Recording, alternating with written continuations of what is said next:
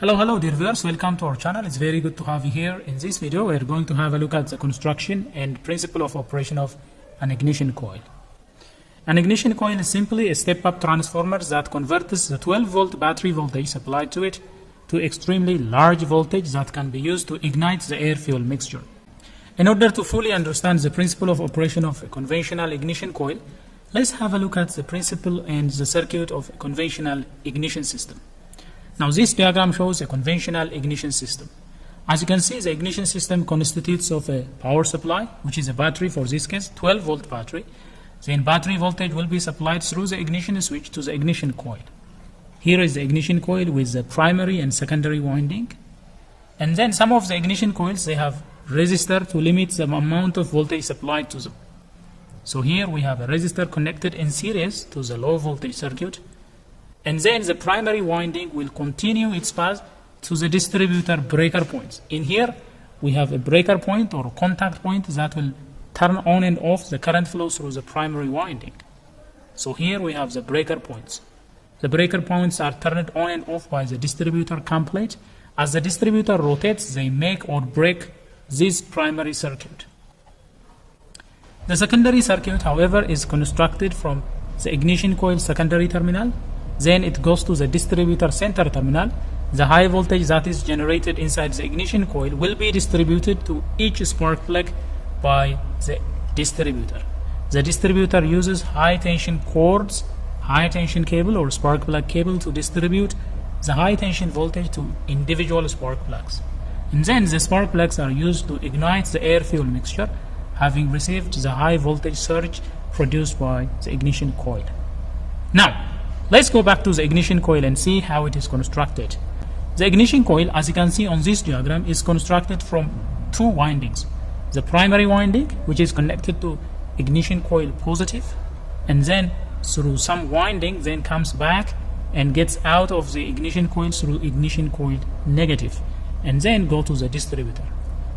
The ignition coil secondary winding, however, will begin at the ignition coil positive terminal, then with multitudes of winding, and then it will exit through the center terminal. This is the center terminal of the ignition coil, sometimes known as terminal 4. This is terminal 15, this will be terminal 1, this will be terminal 4 according to terminal designation numbers of ignition coil. Now when we look at the conventional ignition coil, this is how it is constructed. This is a very simple demonstration for looking at the ignition coil construction. As you can see, there are two sets of winding, one made up of thick wire and the other made up of fine wire. The thick wire with low number of turn is called the primary wire. The primary winding begins at ignition coil plus terminal. Right here we have a positive terminal. It begins from ignition coil plus. Then after some winding, it will finally exit the ignition coil through ignition coil minus right here. This is the negative terminal. When we look at the secondary winding is made up of very fine wire and with lots and lots of turns of winding that is wound on an iron core, and then it will begin at positive ignition coil terminal and it will exit at the center terminal. Here, this is the center terminal of the ignition coil. Now when the ignition switch is turned on and the contact points are in a closed position, assume that these contact points are in a closed position. When ignition key is turned on, battery voltage will be supplied to ignition coil positive. That will force electric current to flow through the primary winding, which is a thick wire. Then the current flows through the primary winding will have a complete circuit through the ignition coil negative and finally goes to battery ground at the distributor. When there is current flow through the primary winding, there is a build-up of magnetic field. Now magnetic lines of forces, you can assume they are traveling outward in such a fashion. Let's say current flow is started, there is tiny magnetism. Then as current flow increases, magnetic field will build up, lines of forces are extended outwards. Then what will happen when the breaker point interrupts that current flow by opening the contact point? As soon as the contact point opens inside the distributor, the current flow, which was originally building a magnetic field inside the ignition coil, collapses.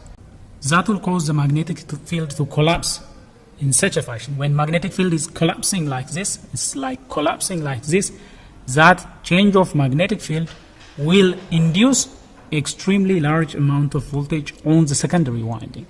So every time current flow is interrupted inside the primary winding, there is a collapsing magnetic field, and that collapsing magnetic field, assume it like a tsunami taking everything with it. The collapsing magnetic field will generate high voltage because electrons, they have magnetic property, and that collapsing magnetic field will force multitudes of electrons to migrate through this terminal out of the ignition coil, resulting in high voltage surge at the secondary winding. So that is basically, in layman's terms, that is how the ignition coil transforms the 12 volts that is supplied from the battery to thousands of volts exiting and going to the ignition spark plug.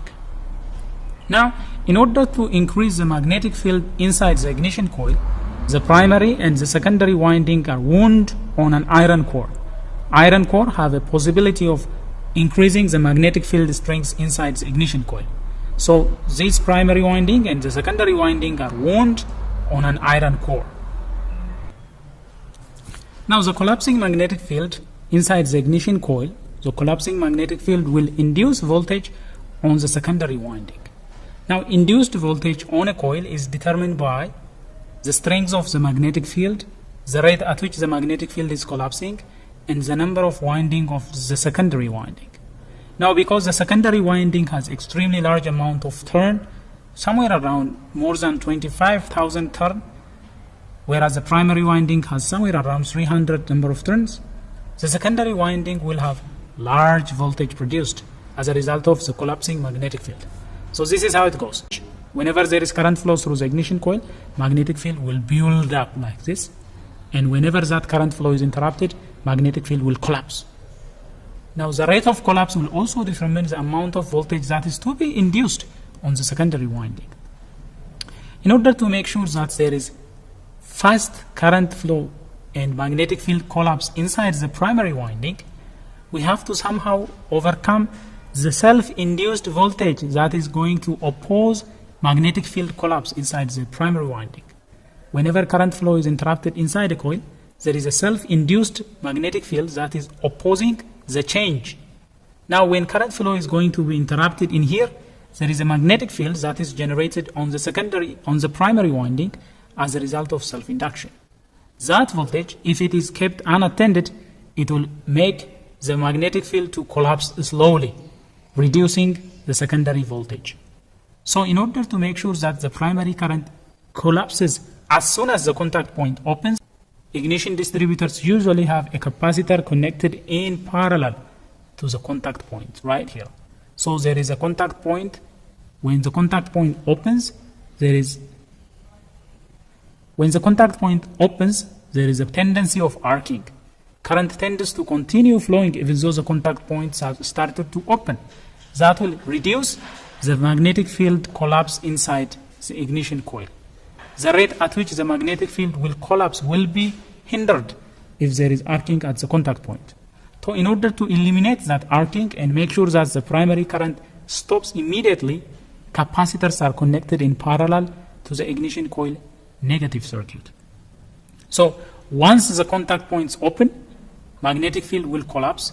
The magnetic field that is collapsing will produce two types of induction. There is a self-induced voltage inside the primary that is somewhere around 300 volts, and there is a mutually induced voltage on the secondary that is somewhere greater than 25,000 volts. It can even reach up to 40,000 volts. That will be used to ignite the air-fuel mixture by supplying it to the spark plug. Now, the self-induced voltage that is generated on the primary winding will be absorbed by the condenser capacitor that is connected in parallel to the breaker point. By connecting a capacitor in parallel to the breaker point, we make sure that current flow inside the primary winding will be interrupted immediately as the contact point opens. The voltage that was tend to arc will be absorbed by the capacitor. So by connecting a capacitor in parallel to the contact point, we increase the rate at which magnetic field collapses inside the ignition coil. So this is basically how ignition coils step up the 12 volts that is supplied from the battery to the ignition coil to 14,000 volts or somewhere around.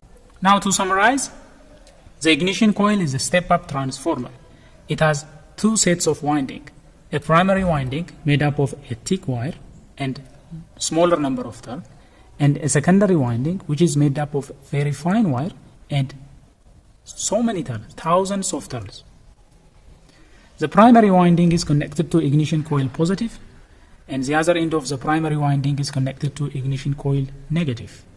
Both primary and secondary windings are wound on an iron core. The iron core will increase the magnetic field strength inside the ignition coil. When there is current flow through the primary winding, magnetic field will build up inside the ignition coil. It will build up in such a manner. And then when current flow is interrupted inside the primary winding, magnetic field will collapse. This collapse, this surge of magnetic field will induce voltage on the secondary winding. Because the voltage that is going to be induced in a coil is determined by the number of turns of the coil itself, the secondary has multiple thousands and thousands of coils, the output voltage will be in thousands. So we will be expecting somewhere greater than 25,000 volt exiting the ignition coil center terminal. That will ignite the air fuel mixture inside the cylinder. So this is a simple demonstration of an ignition coil. The actual ignition coil is not exactly like this. This is simply for a teaching purpose. Here we have the primary and the lower one is the secondary winding. Primary winding begins at ignition coil plus and ends at ignition coil negative. Secondary winding begins at ignition coil positive and ends at the center terminal. So this is how the ignition coil steps up. If we have smaller number of turns on the primary and larger number of turns on the secondary, the transformer is a step-up transformer. But if it is vice versa, if we have a high number of turns on the primary and low number of turns on the secondary, that transformer will be a step-down transformer. For our particular case, because we need to step up the 12 volt into thousands of volts for igniting the air fuel mixture, we are using a step-up transformer. We have few number of turns on the primary, we have large number of turns on the secondary winding. You can assume, for example, on the primary, let's say we have 300 number of turns, and let's say we have 25,000 number of turns on the secondary. That means the voltage that is going to be induced on the secondary winding will be much, much larger because of the number of coils and number of turns of the secondary winding. So dear viewers, this is how the ignition coil steps up the 12 volts that is supplied from the battery to thousands of volts that is used to ignite the air fuel mixture in the cylinder. Well, dear viewers, this is all we have for you in this presentation. If you enjoy what has been presented, please smash the like button. If you are new here, do consider subscribing so that you will be notified whenever we come up with another video. Till then, stay safe.